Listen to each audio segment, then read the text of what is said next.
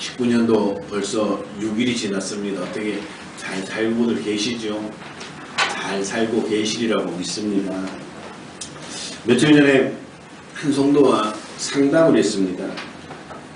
삶이 너무 힘들고 육체적으로 힘들어서 목사님 예배 참석이 너무너무 힘들어요. 그래도 참석을 해야지요. 그렇게 권면하는데요. 그 성도님이 그런 얘기를 해요.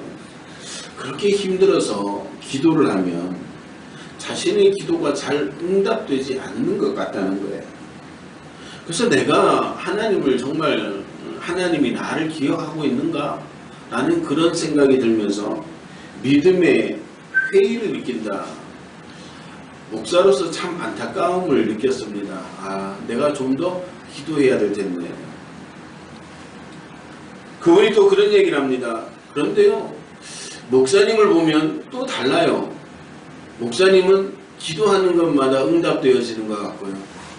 목사님은 하나님 앞에 정말 많은 것을 누리며 사는 것 같아서 부럽기도 합니다.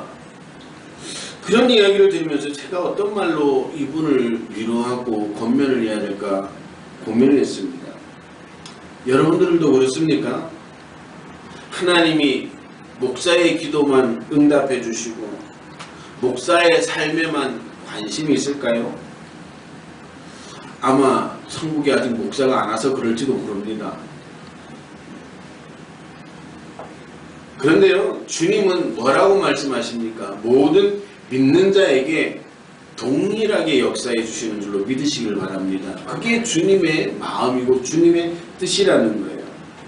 예수를 그리스도로 고백하는 모든 성도들의 기도를 들으시고 작은 신음에도 응답하시는 그 좋으신 하나님. 목사의 하나님이 아니라 나의 하나님, 우리의 하나님, 이 교회의 하나님 되셔서 우리가 기도할 때마다 응답해 주시고 우리가 힘들어할 때마다 위로해 주시는 그 하나님의 놀라운 은혜를 경험하시기를 주님의 이름으로 축원합니다. 그분이 왜 그런 말을 했을까? 사실 고민을 좀 많이 했어요. 목사가 기도를 덜해서 그렇다. 사실 목회적인 책임을 느끼면서 참 안타까운 마음을 느꼈습니다. 근데 그분의 삶을 옆에서 지켜보는 삶을 보면서 그냥 제 나름대로 한 가지 이유를 도출하게 되었습니다. 그분의 삶은 제대로 정리되지 않았습니다. 제대로 정비되지 않았습니다. 여러분도 알다시피 얼마 전에 제가 중고차를 한 대 샀습니다.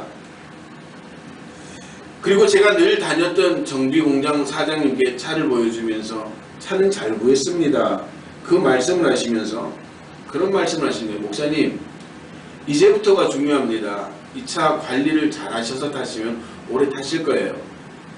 그래서 말인데요, 목사님 이 차를 좀 맡겨 놓으셔서 소모품 다 가셔야 되고요. 다시 한번 중간 점검을 하셔야 됩니다. 저는 그래서 그 차를 정비소에 지금 맡겨 두었습니다. 근데 그 말을 듣는, 그게 엊그저께인데 그 말을 이렇게 듣는 순간 저와 상담했던 그 성도님이 오버랩 되는 거예요. 그렇구나. 우리 인생도 우리 믿음도 정비되지 않으면 결코 오래 유지될 수가 없겠구나. 어떤 성도들은요, 정말 하나님의 큰 은혜를 받았다라고 그렇게 기뻐합니다. 다른 사람이 경험하지 못했던 그런 영적인 세계도 경험을 합니다. 그런데 그 믿음이 오래 지속되지 않는 이유가 뭘까? 바로 정비되지 않아요. 정리되지 않았기 때문입니다. 저는 오늘 우리가 한 해를 출발하는 첫 예배에서 우리의 인생, 우리의 믿음을 정비하지 않으면 우리의 믿음도 그리 오래 갈 수 없다는 것을 한번 말씀드려보고 싶습니다. 오늘 본문에 아브라함이 나옵니다. 하나님의 명령을 따라서 고향과 가족을 떠나 이제 먼 땅으로 이사를 오게 되었고 그 땅에 함께 온 조카 롯과 그의 식솔들로 인한 문제로 인해서 헤어지게 되었습니다. 근데 헤어지는 과정 가운데 사실 약간의 배신감을, 인간적인 배신감을 느낄 만한 사건이 있었죠. 너 어느 땅 택할래? 그럼 우리나라 정서상 그냥 삼촌이 좀 좋은 땅 선택하세요. 그럼 제가 나머지 땅 갔죠. 그런데요, 홀락 좋은 땅을 차지해버리고 가버렸습니다.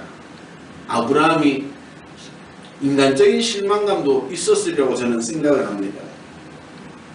그런데 그렇게 마음에 상처받은 아브라함에게 하나님께서 위로해 주신 장면이 바로 오늘 본문입니다.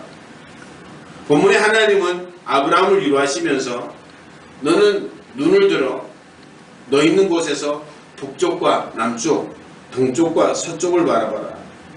보이는 땅을 내와 내 자손에게 주리니 영원히 이르리라.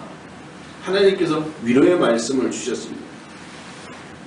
아브라함이 형통할 수 있었던 이유가 바로 여기 있습니다. 하나님과의 계약이죠. 너 자손 많게 해줄게. 그리고 너희가 살 수 있는 땅을 내가 줄게. 하나님이 그렇게 약속을 하시는 겁니다. 우리도 사실 이 말씀을 보면서 가슴 뛸 때가 있죠. 하나님이 나에게 오셔서 야 너가 바라보는 건 너에게 다 줄게. 그런 말 들으면 얼마나 기분이 좋겠습니까? 오늘 이 예배 시간에 그 하나님의 음성 들으시기를 주님의 이름으로 축원합니다. 아멘. 그런데 이게 아브라함에게만 준 말씀이냐? 사실 아니죠. 이 성경 말씀은 오늘을 살아가는 저와 여러분들에게도 동일한 말씀이고 동일하게 주신 은혜라는 사실을 우리는 믿고 있습니다. 그게 믿음이라고 우리는 생각을 하잖아요. 그렇다면 우리가 이 음성을 하나님께 듣지 않아도 하나님은 이 아브라함을 통해서 우리에게 말씀을 하시는 겁니다. 너희들 바라보는 대로 내가 다 줄게. 너희가 기도하는 대로 내가 응답해 줄게. 그게 하나님의 뜻이라는 거예요.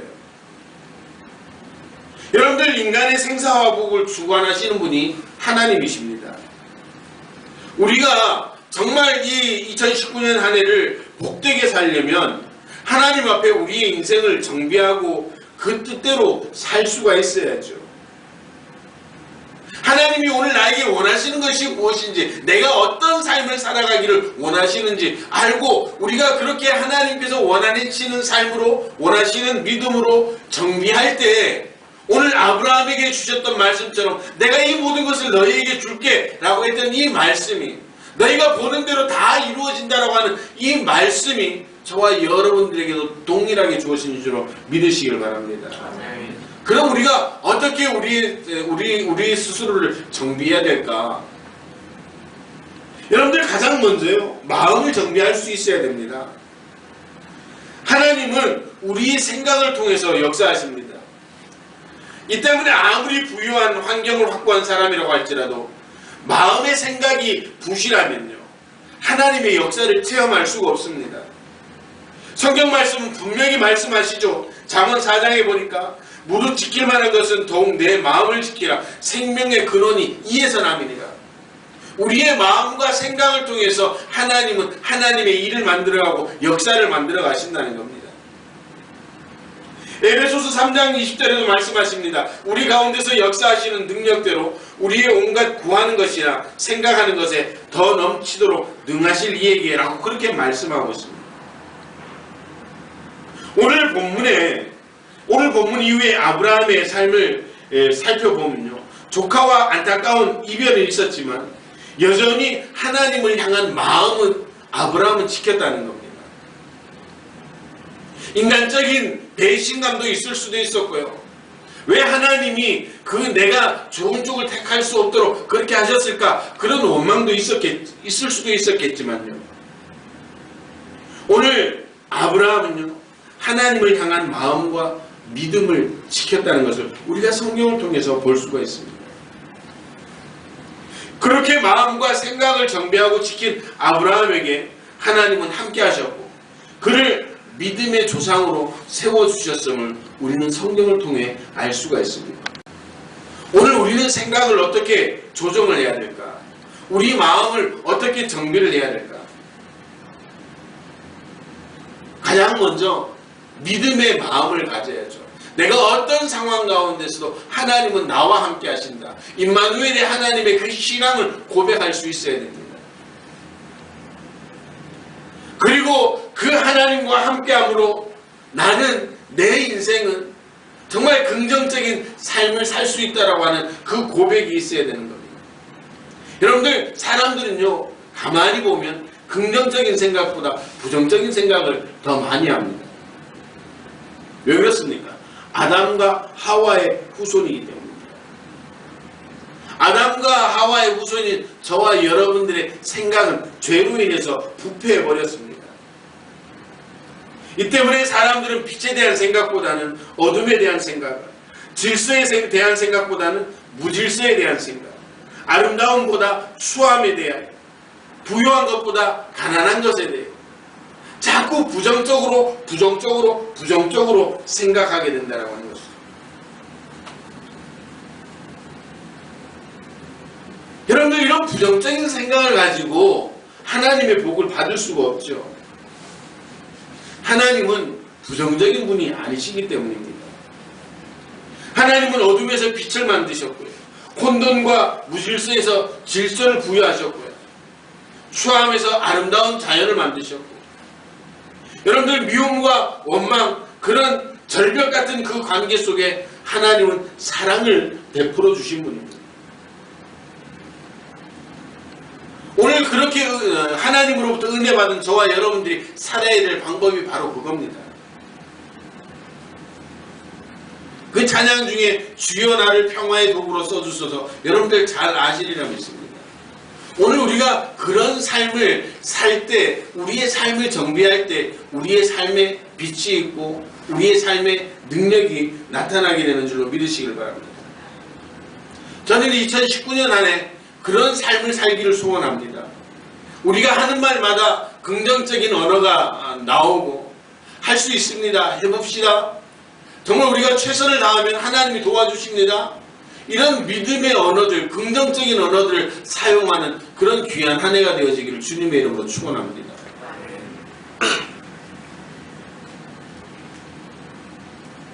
나가서 우리가 적극적인 삶을 살아야죠. 조금 이따가도 말씀드리겠지만, 우리가 좋은 마음을 가졌다고 해서 그게 다 이루어지는 게 아니에요. 우리가 감당해야 될 몫이 있는 겁니다. 내가 그렇게 살기를 원했다면 그렇게 열심히 살아야 될 몫이 우리에게 주는 거예요. 우리는 믿음이 있다라고 하는 것을 어떻게 도깨비 방망이 든 것처럼 그렇게 생각할 때가 있어요. 그냥 나는 마음만 먹고 생각만 하면 하나님이 다 해주신다라고 그렇게 생각하죠. 저는 믿음에 대해서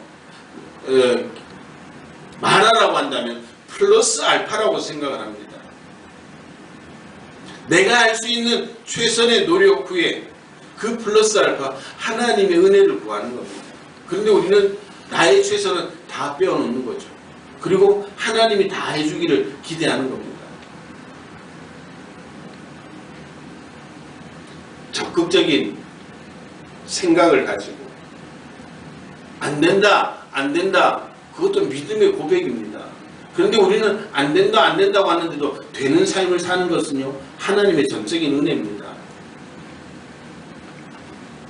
할 수만 있는 대로 긍정적인 생각, 긍정적인 언어를 사용하시길 바랍니다. 그래서 예수님이 그렇게 말씀하시잖아요. 할 수 있거든이 무슨 말이냐? 믿는 자에게 능치 못할 일이 없다. 사도 바울은 고백합니다. 내게 능력 주신 자 안에서 내가 모든 것을 할 수 있습니다.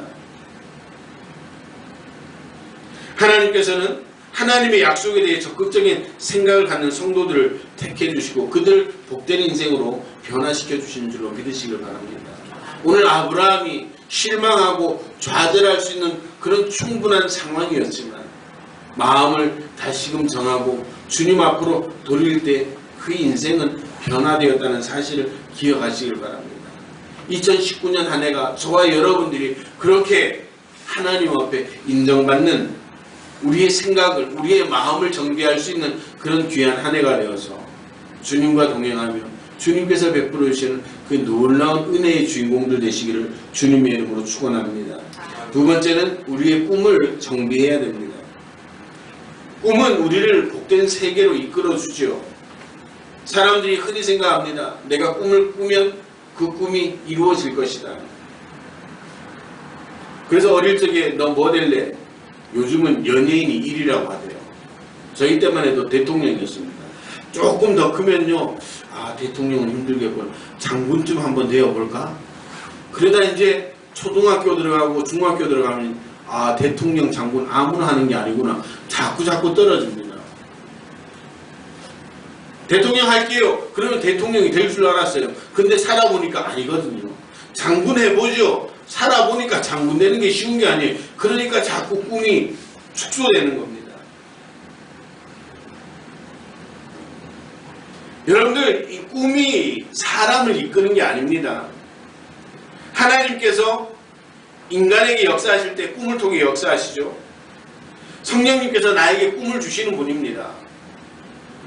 그래서 요엘서에 그렇게 말씀하시잖아요. 그 후에 내가 내 신을 만민에게 부어주리니 너희 자녀들이 내 신을 만민에게 부어주리니 너희 자녀들이 장래일을 말할 것이요 너희 늙은이가 꿈을 꾸며 너희 젊은이는 이상을 볼 것이며, 뭐예요? 다 비전을 가지게 된다는 것이죠. 근데 중요한 건 뭐예요? 그 꿈을 가지고 끝이라는 게 문제가 되는 거예요. 조금 전에 말씀드렸던 것처럼 꿈을 가졌으면 여러분들 최선을 다해야죠. 그게 우리의 할 몫인 겁니다.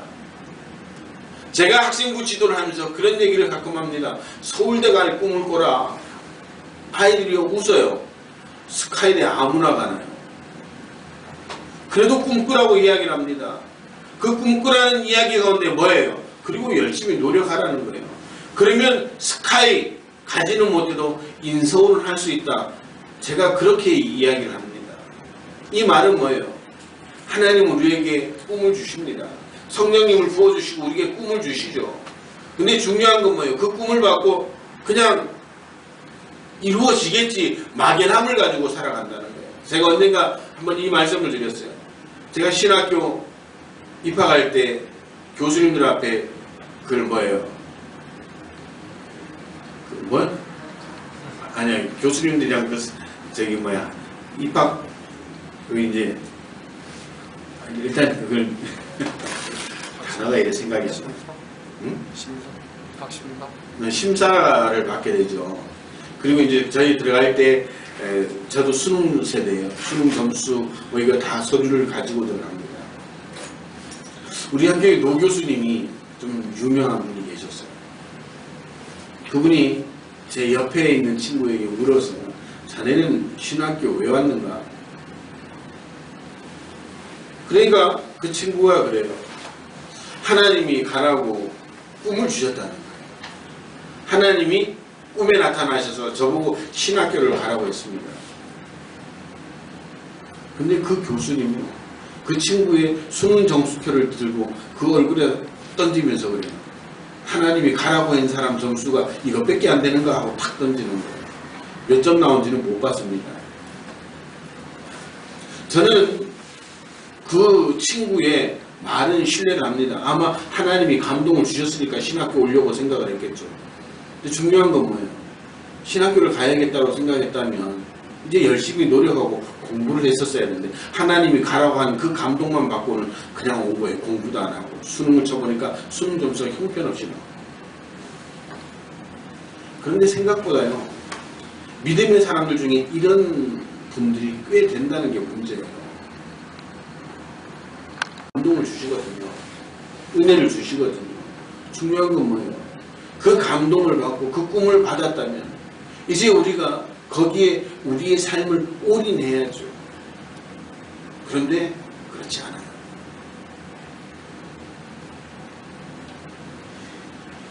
결코 열매 맺는 삶을 살 수가 없는 것입니다.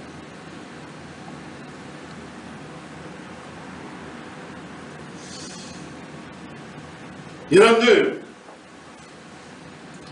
올 한 해 여러분들의 영혼이 잘되는 같이 범사가 잘되고 강건한 삶을 살기를 원하십니까? 꿈을 꾸시기를 바랍니다. 그리고 그 꿈을 향해 매진하시기를 바랍니다. 그 꿈을 위해 우리가 살아야 될 몫이 있다고 말씀드렸습니다. 꿈만 꾸면 되는 게 아닙니다. 꿈을 위해 끊임없이 투자해야죠. 여러분들 오늘 본문의 아브라함도 하나님의 약속을 받았어요. 너 보는 땅 다 줄게. 그리고 내 자손을 셀 수 없을 만큼 줄게. 여러분들 아브라함은요 끝까지 참고 기다렸습니다. 중간에 곁길로 나아갔죠. 이스마엘도 생겨보고 엘리에셀도 한번 해볼까 그런 생각도 해봤지만 결국 기다렸습니다. 그 꿈을 위해 시간을 투자했습니다. 100세의 아들 딱 하나 나왔습니다. 근데 그 하나 보고 어떻게 하늘의 별과 같이 땅에 먼지같이 티끌같이 그렇게 많을 거라고 생각을 했겠습니까? 아니에요. 투자를 했다는 것이죠. 그렇게 그 꿈을 위해 노력한 그 아브라함의 인생을 하나님이 세워주시고 하나님의 약속을 이루어 주신 겁니다. 사랑하는 성도 여러분, 저는 우리 행복한 교회가 함께 꿈을 소유하는 그런 공동체가 되기를 소망합니다. 한 사람 한 사람의 꿈 중요합니다. 그러나 이 공동체를 위한 꿈은 한 꿈을 꾸어야겠죠. 한 가지 꿈을 꿀 때 그것은 비전이 되는 겁니다. 그리고 그 비전을 위해 저와 여러분들이 함께 가기를 소망합니다. 목사 한 사람이 어떤 특정한 한 성도만 하는 것이 아니라 우리 모두가 늦더라도 천천히 함께 그 비전을 향해 나아갈 때 이 교회의 소망이 있고 하나님은 이 교회를 통해서 하나님의 역사를 일으켜주시는 줄로 믿으시길 바랍니다. 더불어 여러분들의 가정을 향한 하나님의 뜻을 깨닫고 가정 공동체를 그렇게 꿈이 있는 가정 공동체로 만들어 가시기를 주님의 이름으로 축원합니다. 그래서 2019년 안에 하나님께서 우리에게 주시는 감동들, 그 꿈과 비전을 향해 우리가 최선을 다해 투자할 수 있어서 최선을 다해 열심의 몫을 우리가 감당할 때 하나님께서 2019년을 우리에게 새롭게 세워주시는 줄로 믿으시길 바랍니다. 그리고 마지막으로 예배를 정비할 수 있어야 됩니다. 오늘 본문의 아브라함은 마음과 꿈을 정비하고 하나님 앞에 예배를 하였다. 성경은 그렇게 이야기합니다. 성경학자들 제가 주석을 살펴보니까 성경학자들은 아브라함은 이 헤브론에서 계속적으로 하나님 앞에 예배를 하는 삶을 살았을 것이다. 그렇게 추측을 하고 있습니다. 뭐 그 사람들 이야기가 아니라 우리가 성경 창세기를 통해서 보면 아브라함은 곳곳에서 예배하는 삶을 살았다는 것을 우리가 알 수가 있습니다. 오늘 하나님은 저와 여러분들에게도 이 예배자의 모습을 요구하고 계시는 겁니다. 제가 늘 강조하는 말이지만 하나님께서 찾으시는 사람은 어떤 사람이라고? 예배하는 사람이라고 했어요. 왜 찾아요? 하나님께서 은혜 주시려고 찾는 겁니다. 하나님의 역사를 일으키시려고 그 사람을 찾는 겁니다. 제일 핵심이 뭐예요? 예배하는 사람이랍니다. 이것은 단순한 예배 형식을 말하는 게 아닙니다. 초대교회 성도들에 보면요, 예배라는 게 어떤 것을 알 수 있죠. 성도들은 모이기에 힘썼습니다. 모여서 예배하고 교제하는 가운데 그들의 믿음이 굳건해졌습니다. 그 굳건한 믿음이 있었기에 그 믿음이 오늘 저와 여러분들에게 전승되어진 겁니다. 여러분들 이 예배 자리에 앉아 있다고 해서 예배자라고 생각해서는 안 되죠. 오늘 우리의 믿음이 누군가에게 흘러갈 수 있는, 전승되어질 수 있는 그런 예배자가 되라는 겁니다. 이 예배는 오늘 이 자리에서의 예배뿐만 아니라 여러분들의 삶의 현장에서도 그 예배는 여전히 유효하다는 겁니다. 여러분들을 통해서 그 믿음이 전승되어지고 신앙이 전승되어질 때 그것이 올바른 예배라고 말하는 겁니다. 오늘 저와 여러분도 이 예배가 정립되지 않으면 소망이 없습니다. 아무것도 할 수가 없는 것이죠. 여러분들은 어떻습니까? 정말 여러분들이 하나님 앞에 신령과 진정으로 예배를 드린다고 여러분들 고백할 수 있습니까? 믿음은 전승되어져야 되고 그 전승된 믿음은 확장되고 지경이 넓어져야 됩니다. 그러기 위해서 우리는 모이기에 힘쓸 수 있어야 되고요. 교제하기에 힘써야 되고요. 떡을 떼고 마음으로 삶으로 예배하는 예배자가 될 때 이 시대의 아브라함이 될 수가 있는 겁니다. 사랑하는 성도 여러분, 올 한 해는 저와 여러분들이 그리고 이 교회 공동체가 그리고 여러분들의 가정들이 보는 대로 이루시는 그런 놀라운 은혜들을 경험하는 그런 귀한 한 해가 되어지기를 주님의 이름으로 축원합니다. 하나님은 누구나에게 그 길을 열어주셨습니다. 그러나 아무나 그 길을 갈 수 있는 게 아닙니다. 먼저 생각과 마음을 정비하시고 꿈과 비전을 정비하시고 그리고 예배자의 삶을 정비하시기를 주님의 이름으로 축원합니다. 그래서 정말 2019년 한 해는 저와 여러분들이 본대로 이루어 주시는 그 하나님의 놀라운 역사를 경험하는 귀한 한 해가 되어지기를 주님의 이름으로 축원합니다.